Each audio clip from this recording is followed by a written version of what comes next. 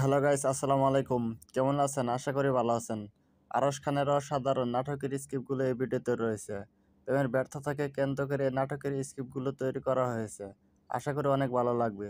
ভিডিওটি ভালো লাগলে অবশ্যই লাইক, কমেন্ট, শেয়ার করবেন, চ্যানেলটি সাবস্ক্রাইব করবেন। এরপরে শোন, এই ক্যাম্পাসে অনেক গরিব ছেলে আছে যাদেরকে রাফসান হেল্প করে থাকে। সত্যি বল? হ্যাঁ, দেখ দেখ ওই যে টাকা দিচ্ছে। এখানে পরীক্ষার ফি আছে, ঠিক আছে, সাথে কিছু এক্সট্রা টাকা আছে। পরীক্ষার ফিটা এখানে দিয়ে দিবা, আর এক্সট্রা যে টাকা এগুলো নিজেদের পকেট টাকা ফালতু খরচ করবা। যখন প্রয়োজন হবে তখন গেল, ঠিক আছে? ভাবতে নেন, টেনশন কিছু নেই। আর ইটস ওকে, তো টেনশন করবো না আপনি, বুঝছো? আর তোমরা দুইজন মাঝে মাঝে আমার একটু সময় দিও তো, দেখি সেটা হয়ে যাবে। আমি একে আরো ভালো চপ চপ বলো, আজকে যে পার্টটা আমরা পড়বো এটা খুবই মনোযোগ দিয়ে পড়তে হবে, কিন্তু খুবই কঠিন। তুমি চাইলে প্রক্সি দিতে পারো। না মানে তুমি তো আমাকে পাত্তা দিচ্ছে না। না মানে যে ও তো সময় দেন, বুঝছো না, আমাকে পাত্তা দেন। তিনি বললাম যে তুমি চাইলে প্রক্সি দিতে পারো। আমি প্রক্সি দিতে পারবো। মেয়েটার নাম শুনবো না? দরকার নাই। বলছে শোনো না, এই শুনবো না। মেয়েটার নাম তানহা। তানাকে আমি যখন যখন দেখি না, আমি কেমন যেন হারাই যায়, কি করি কিছুই বুঝি না। যাকে আমি খুব পছন্দ, কিছু কেমন যেন উইথা করতে হবে, নিচে সাক্ষাই যায়, ভেঙে যায়। কি একটা ম্যাজিক আছে। তো এটা কথা বলবো।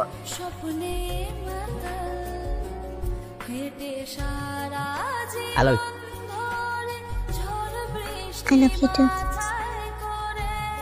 এই রাফসান, প্রিফার করেছি যে পরের ধাপ। হাই, কিছু না হয়েছে আমার, বুঝছো? আমি না ঘুমের ভিতরেও পড়া দিতেছি, পড়া ধরতেছি কি জানো? তুমি হাতে এত বড় লাঠি নিয়ে, এটা কেউ কারোর সাথে করে? এত পড়ো কেন তুমি? আবার আমি পড়বোই না। এখন এখানে খাবো, খেয়ে আমি এখানে একটা ন্যাপ নেবো, পাওয়ার ন্যাপ। আমি যখন অনেক পড়ে মানুষের কি হয়, ঘুমাচ্ছে। আমি যখন অনেক পড়ি তখন অনেক ক্ষুধা লাগে, খাই। তুমি খাও, আমি খাবো না। কি বলো, খাবা না? এমন এইভাবে কোনোদিন কোনো খাবারের ডিসক্রিপশন কেউ আমাদের দেয় নেই। আমার পান্তা খাবারটা সেই মস্ত। তাই না?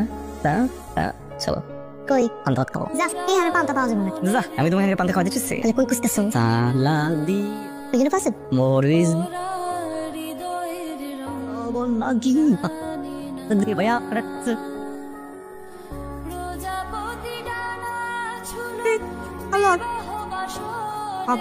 আচ্ছা জাস্ট কপি পেস্ট এটাই তো বিয়া। আরে এরকম প্রপোজ, আরে হাসতে হাসতে আমার পেট ব্যথা হয়ে যাবে। আজ একদম হাসবে, তুই হাসোস। আরে ঠিক আছে, যা, আয়, সহজ দেয়ার আছে, চল। কাছে আছে তোমার জন্য।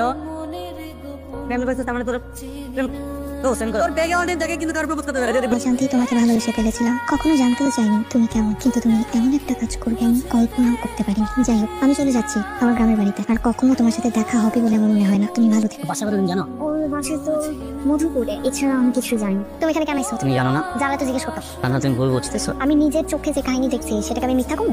মিথ্যা আর ভুলের মধ্যে একটা পার্থক্য আছে, বুঝছো? তুমি মিথ্যা বলতেছো না, কিন্তু ভুল বলতেছো। ওখানে আসলে আমি কিছু করিনি, আমার ফ্রেন্ডরা মিলে। এবার ফ্রেন্ডরা তোমার জোর করছে এটা করার জন্য, এটাই তো করবা। রাইট, আমার তোমার বোকা মনে হয়? আমার চেহারা লেখা আছে আমি বোকা? তুমি নিজেও যাই প্রপোজ করছো, আমি নিজের চোখে দেখছি। এইটা আমার গ্রামের বাড়ি, এখানে আমাকে একটা মান সম্মান আছে। আর তুমি না আমার শাশুড়িকে চিনো, ওরা সবকিছু করতে পারে। আমি তোমার জন্য এখানে কোনো রকম সিমকে চাইতেছি। তুমি এখন আমার বাস থেকে যাবা। বলা শেষ। I love you. তোমার চাচা কি করবে? মারবে? মেরে ফেলবে? মারুক। আমি এখন তোমার বলতেছি না আই লাভ ইউ, তারপরে তাদের সামনে যে বলবো আই লাভ ইউ। কিন্তু আমি তোমারে ভালোবাসি না। আমি আর কিছু শুনতে চাইতেছি না, বুঝতে চাইতেছি। আমাকে সব দিয়ে খাওয়াতে পারবো না। কানহা, সেদিন তুমি যা দেখেছো কোনোটাই সত্যি ছিল না। আমরা জাস্ট একটা গেম খেলছিলাম, আর সেই মুহূর্তেই তুমি চলে এসেছো। তুমি যা দেখেছো কোনো কিছুই সত্যি ছিল না, সত্যি সাজানো ছিল।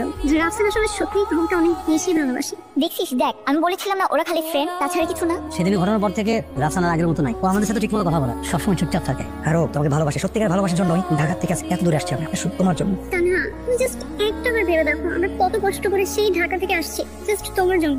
এখন আমি কিছু করতে পারবো না। বিয়ে ঠিক হয়ে গেছে। আমি ওই দিন রাফসানের কাছে এই জন্যই গেছিলাম যে আমি কইতে পারি যে আমার বিয়েটা ঠিক হয়ে গেছে। কি করবো এখন আমি? আমার বাপরে আমি কষ্ট দিতে পারবো না, তোর ইচ্ছার বিরুদ্ধে যে আমি কিছু করতে পারবো না। সম্ভব না। আজকের দিনের পর থেকে কান্না কোনোদিন আমার ছেড়ে যাইতেই পারবো না। অল্লকে মনে করে আমার কোনোদিন ভুল বুঝাবুঝি হইবই না। চাইলেও আমরা ঘৃণা করতেই পারবো না, কারণ আমার ভালোবাসা তোমার আজকের পর থেকে একতরফা, বুঝছিস না? আমি আমার মতো করে ভালোবাসি, আমি আমার মতো করে আমাকে সংসার সাজাবো। ওরা দরকার নাই। শরীর দিয়ে কি হবো, বুঝছিস? শরীর দিয়ে কিচ্ছু হয় না। বুড়ি হয়ে যাবো দুদিন পরে, দেখতে ভালো লাগবো না। আপনার আমার একটা জিলা যাবো, বুঝছিস না?